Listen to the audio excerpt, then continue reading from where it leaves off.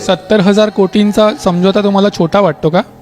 महाराष्ट्राच्या जनतेचा पैसा आहे आणि आम्हाला असं वाटत होतं की तुम्ही लोकांसाठी लढताय. अशोक चव्हाणांवरती तुम्ही ते असे आदर्शमधले आरोप झाले, त्यांना आता राज्यसभेची म्हणजे फडणवीसांचा ट्विट आठवतं जेव्हा काँग्रेसकडून अशोक चव्हाण यांची उमेदवारी जाहीर केली होती.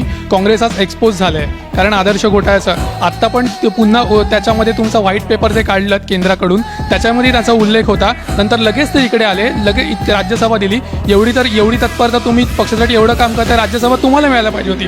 पण राज्यसभा मिळते अशोक चव्हाणांना, जे तिथे घोटाळा करून आले आहेत आणि त्याचे आरोप तुम्हीच केले आहेत. हे किती म्हणजे काय विसंगती आहे. आणि कोणाच्या लोकांच्या डोळ्यात तर अक्षरशः धूळफेक चालू आहे.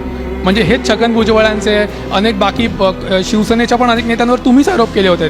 तुम्ही म्हणताय की तेव्हा होते त्यांच्याकडे कचरा होता, पण ते आरोप तुम्हीच केले. प्रताप सरनाईक यांच्याकडे केलेत, भावना गवळींवरती केलेत, त्यांच्या संस्थेवर ईडीच्या धाडी पडल्या. आता आम्ही 2 वर्षापासून ऐकतच नाही आहोत की ईडीने काही धाड मारली आहे किंवा ते स्वतःच ईडीच्या कार्यालयात गेलेत. कॅमेरे तर सगळ्यांचे असतात पण कोणीच जात नाही. मग हर्षवर्धन पाटलांचं ते स्टेटमेंट आठवतं जे ते जेव्हा म्हणाले होते की तिथे गेल्यानंतर छान झोप लागते, तर बहुधा तुमच्यामुळे त्यांना छान झोप प्राप्त झाली असावी. बरोबर? अरे बाप रे, ये तो धोती खोल रहा है.